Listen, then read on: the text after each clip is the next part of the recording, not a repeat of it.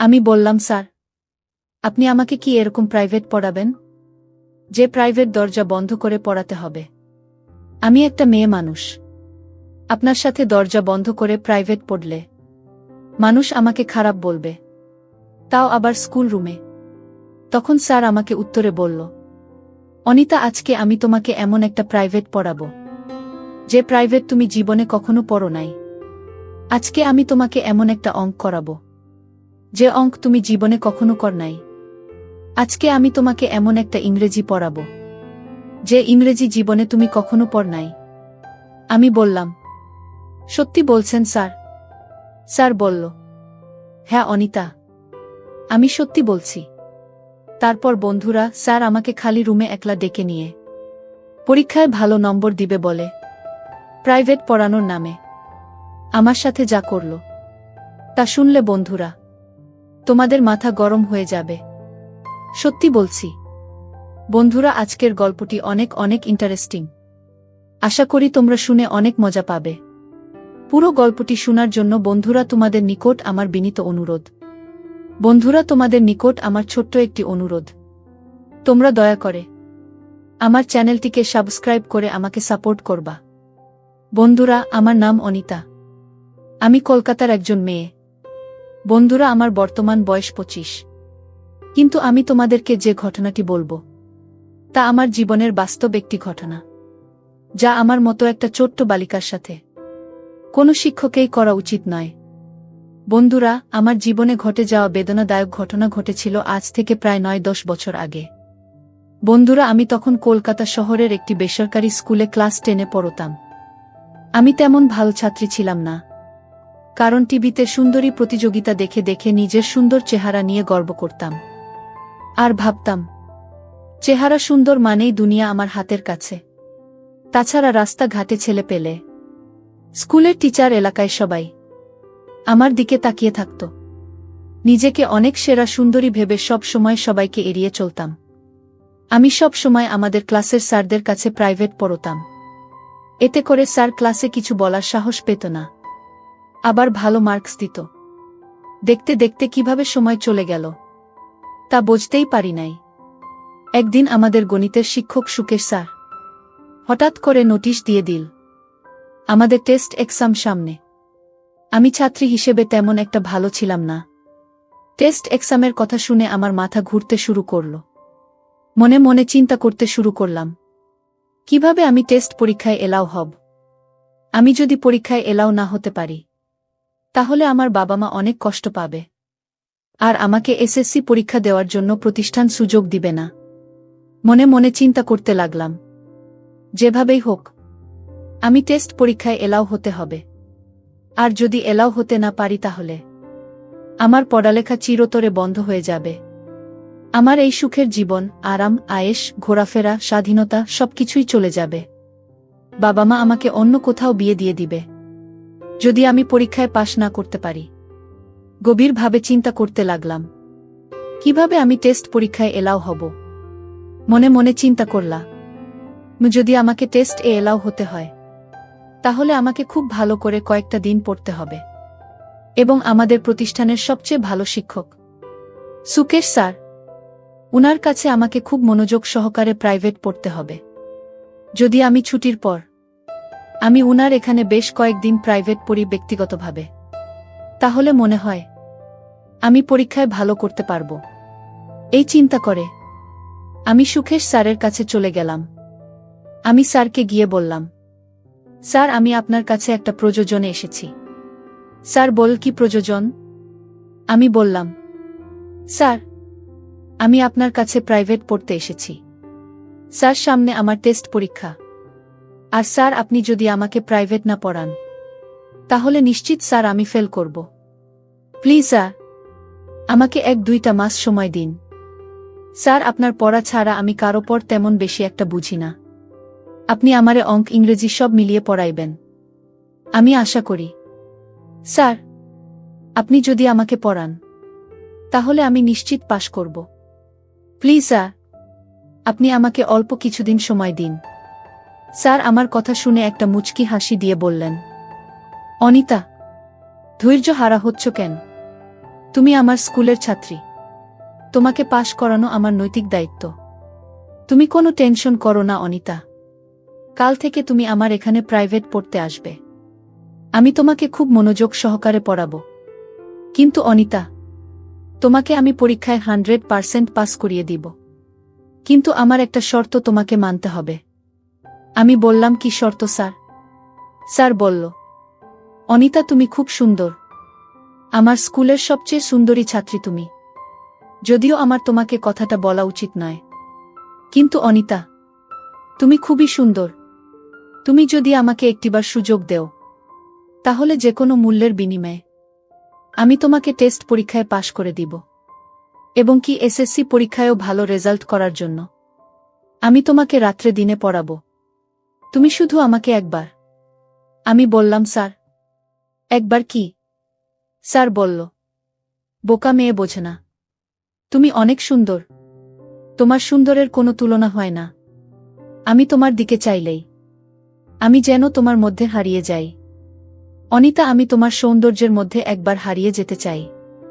আমি বললাম, স্যার আমি পরীক্ষায় পাশ করব বলে আপনার কাছে টাকা দিয়ে প্রাইভেট পড়তে এসেছি।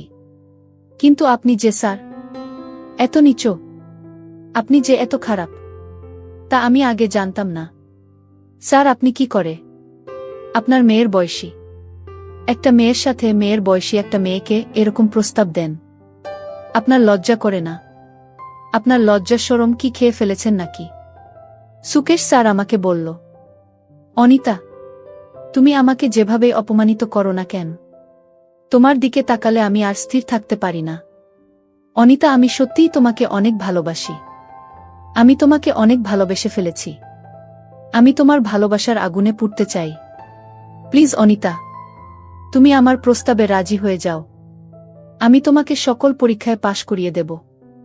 অনিতা, আমি তোমাকে খুব বিনয়ের সাথে বলছি, যদি তুমি আমার প্রস্তাবে রাজি না হও, তাহলে আমি তোমাকে সকল পরীক্ষায় ফেল করাবো।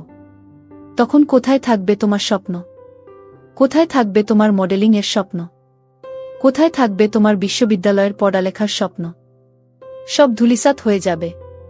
তোমাকে একটা রিকশাওয়ালার হাতে তোমার আব্বু বিয়ে দিয়ে দিবে। আর তোমার পড়ালেখা চিরদিনের জন্য শেষ হয়ে যাবে। এখন তুমি বলো, তুমি যদি আমার প্রস্তাবে রাজি থাকো, তাহলে আমি তোমাকে কাল থেকে প্রাইভেট পড়াবো। আর না হলে আজকের মতো এখান থেকে চলে যাও। স্যারের মুখ থেকে এরকম ধরনের কথা শুনে আমার মাথায় যেন আসমান ভেঙে পড়ল। যেখানে আমার বয়স মাত্র 15 কিংবা 16 হবে, সেখানে 45 থেকে 50 বছরের একটা বুড়ো লোকের খারাপ নজর পড়েছে। তাও আবার সে আমার স্কুলেরই একজন শিক্ষক।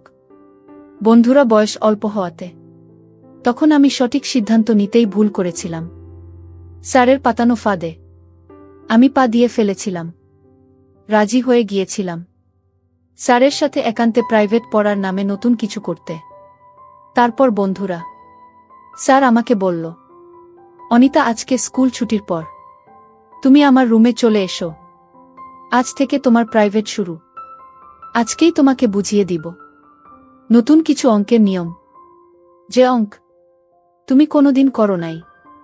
তুমি যদি এইভাবে অঙ্ক করতে পারো, তাহলে পরীক্ষায় নিশ্চিত পাশ করবে। আমি বললাম, আচ্ছা ঠিক আছে স্যার। তারপর বন্ধুরা, স্কুল ছুটির পর আমি সোজা চলে গেলাম স্যারের রুমে প্রাইভেট পড়ার জন্য। আমি স্যারের রুমে যেতেই স্যার দরজা বন্ধ করে দিল।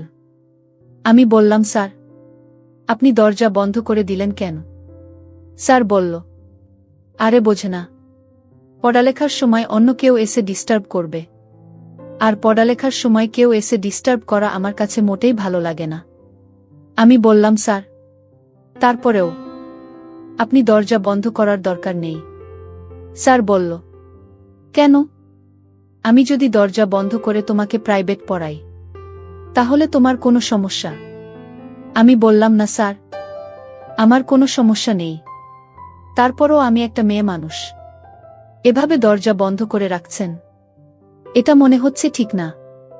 তারপর স্যার আমাকে বলল, অনিতা আমি তোমাকে আজকে যে প্রাইভেট পড়াবো, সেটা তোমার জীবনের প্রথম প্রাইভেট। এরকম প্রাইভেট তুমি আর কখনো করো নাই। সুতরাং এই প্রাইভেট দরজা বন্ধ করে পড়াতে হয়। আমি বললাম, স্যার, আপনি আমাকে কি এরকম প্রাইভেট পড়াবেন যে প্রাইভেট দরজা বন্ধ করে পড়াতে হবে? আমি একটা মেয়ে মানুষ। আপনার সাথে দরজা বন্ধ করে প্রাইভেট পড়ালে মানুষ আমাকে খারাপ বলবে, তাও আবার স্কুল রুমে। তখন স্যার আমাকে উত্তরে বলল, অনিতা, আজকে আমি তোমাকে এমন একটা প্রাইভেট পড়াবো যে প্রাইভেট তুমি জীবনে কখনো পড় নাই। আজকে আমি তোমাকে এমন একটা অঙ্ক করাবো যে অঙ্ক তুমি জীবনে কখনো কর নাই। আজকে আমি তোমাকে এমন একটা ইংরেজি পড়াবো যে ইংরেজি জীবনে তুমি কখনো পড় নাই। আমি বললাম, সত্যি বলছেন স্যার? স্যার বলল, হ্যাঁ অনিতা, আমি সত্যি বলছি। তারপর বন্ধুরা, স্যার আমাকে খালি রুমে একলা ডেকে নিয়ে এমনভাবে অঙ্ক করাচ্ছিল যে অঙ্ক আমি জীবনে কখনো কোনো দিন দেখিনি। স্যারের অঙ্ক করাতে আমার খুব কষ্ট হচ্ছিল। আমি কিছুই বুঝতে পারছিলাম না।